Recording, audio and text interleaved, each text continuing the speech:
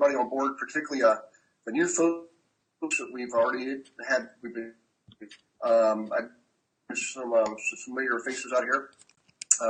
So I appreciate this is sort of some of you, if you've already working with me, these are like half-hour sessions. They're like micro-focus sessions just on individual specific subjects. So I see Daryl's out there, Cedric, Deborah, Deetwin, Doug, Lloyd, Floyd, welcome aboard, especially all the new folks, mainly in Florida.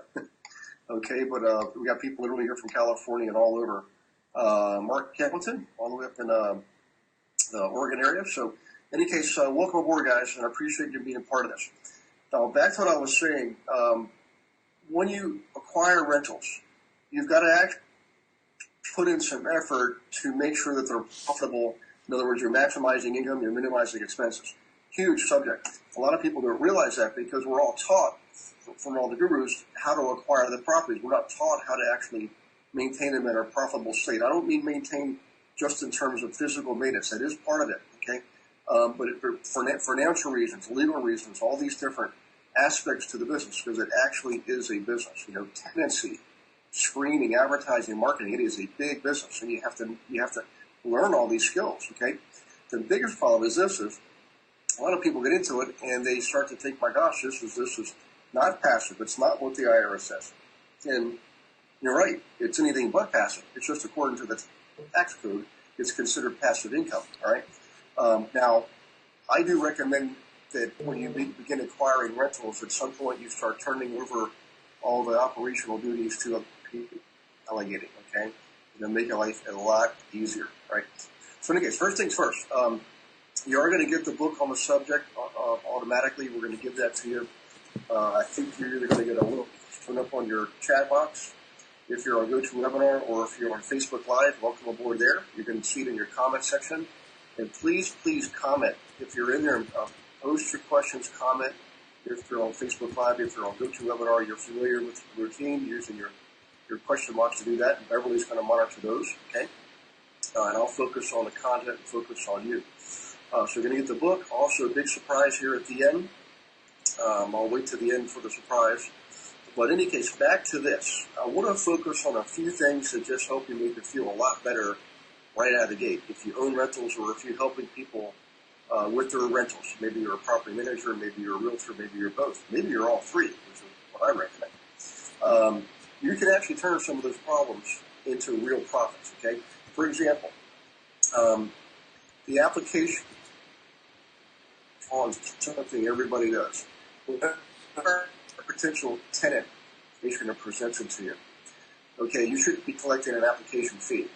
Some of you are collecting $25, some $35, some $50, some $75, I see, okay?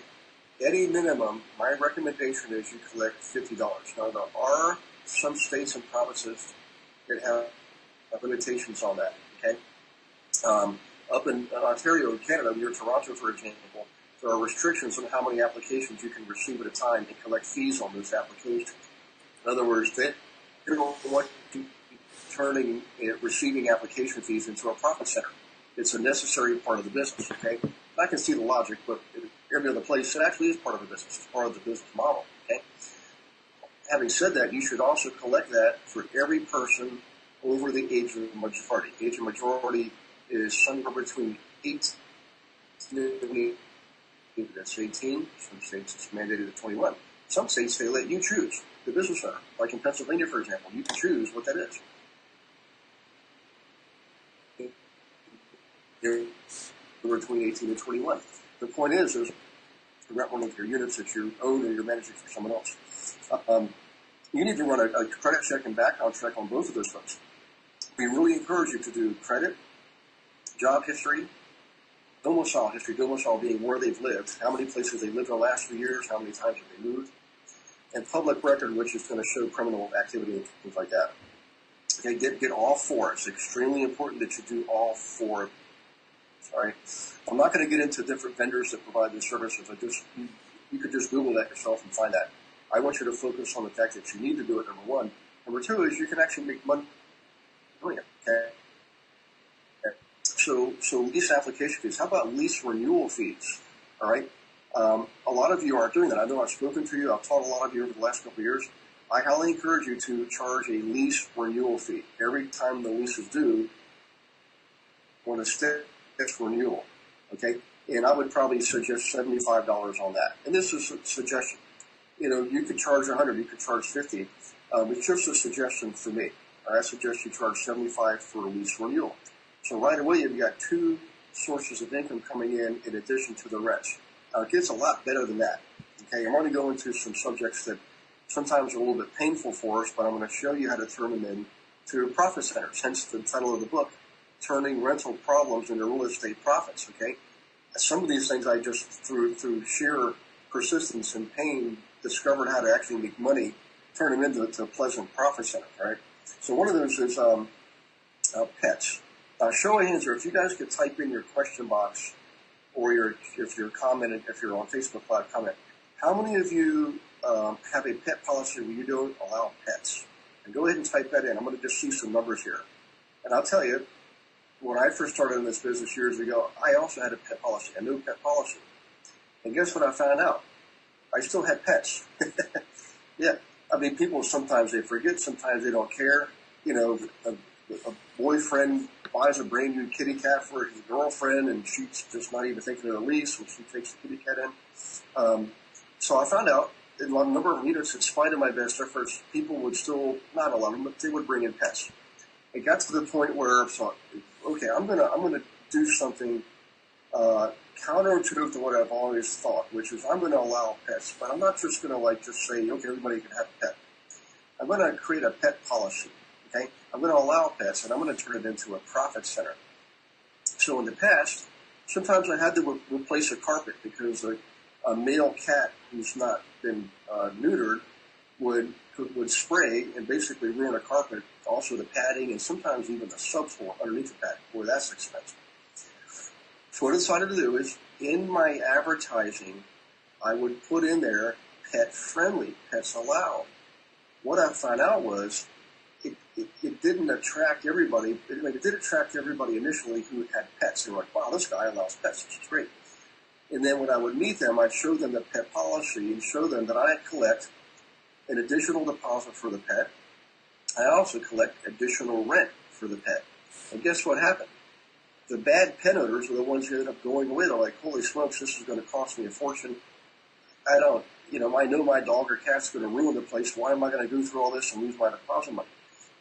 By contrast, it would actually attract the good pet owners, the people who really were caring for their pets and they were attached to their pets. They didn't want to leave their pets. They wanted a good place to rent. And they would pay the additional deposit and pay the additional rent. And so right away, I turned the problem into profit. Okay? So, and there's more to it than that. I actually would have a separate application for the pet that the owner would fill out, of course, and I would have a separate addendum to the lease for the pet. I would also charge different rates for different size pets. So if you had a small puppy dog at 20 pounds or less, 25 a month, for example. If the dog was over 50 pounds, I'd charge $50 per month extra. And by the way, just a real quick nuance here. Let's say you had a third floor, one bedroom unit. That's probably not a good idea to have a St. Bernard in that rental. So I will put in my documentation, okay, my procedure, that we would not allow a pet over a certain weight or size if the apartment was small or up on the upper floor. We're just being reasonable, right? Now, bear in mind, if someone has a service pet, typically it's a dog, you cannot charge extra money. You can't charge extra deposit. You can't charge extra rent because that's considered a protected class. Okay, protected class is something different. And you can't. It's a federal law. And by the way, every state can have its own interpretations of these what we call protected classes. They have to keep at a minimum the ones with the federal government mandates, but they can add additional classes on top of that. And states do that, by the way. So always make sure you Google your protected of your state or province. Okay? All right, so that's pet fee. How about smoker fee? Anybody ever walked in smoker and it'd be even their clothes or everything? So I would have a policy that said no smokers. No smokers could have find out. From time to time I smoke. Which I said, okay. How much policy? and I would charge them extra deposit and extra rent. And the good news is, most of them would smoke out on the balcony or on the porch or something like that, okay? They just were more respectful. But for the occasional one that would really cause some damage to a unit, what I mean by damage is nicotine stains. It will stain your walls. It will certainly get in your carpet, the residue from the smoke and in your draperies, and pretty much ruin them. So what I'm getting at is all the monies I collected from additional deposits and additional rents would more than compensate for any damage I would have for allowing pet owners. Okay, and we're just getting started. It's going to get a lot. How about nuisance calls? Do you ever have a tendency to call you for every little thing that happens, a neighbor, dog, barking, things like that? Point where I already got tired of all the nuisance calls. So I imposed what's called a nuisance call policy. And if somebody called 3 times for what I would consider a nuisance call, I'll document what I consider nuisance calls. After that, I would charge them $25 per call. And guess what? It reduced the number of calls we got, okay, dramatically. In fact, there are even jurisdictions in U.S. and Canada that were starting to impose on the owner to the police. How about that? If they get called from people, if the neighbor's dog is barking and somebody calls the police saying, I can't sleep, this dog won't shut up, the police would actually call you and say, we've had 3 of these calls, you've got to deal with this, and we're going to start to fine you, the owner. All right, so I'd have a nuisance call fee, and that helped a lot. Another thing is this. Let's just get into some other subjects here. Let's check the time. We're doing okay on time, all right? Hang in there. I'm going to give you the sort of a unique surprise here at the end. We haven't done this before, but I want to get to the content first. So first things first. How many of you ever had? Go ahead and type this in your comment line or in your question box if you're on GoToWebinar. How many of you had situations where a tenant could not pay their rent? Okay, and you landlords will run across this and find themselves being too nice and say, let's work this out. You can pay me back next month, or split, double up the next few months, pay an extra 25% to cover the month that you just lost. Well, let me tell you something. If someone is having a hard time coming up with rent this month, it's probably going to be twice as hard next month because now they owe 2 months rent. If you let it go a third month, that's 3 months. Don't do that. This is person of the same.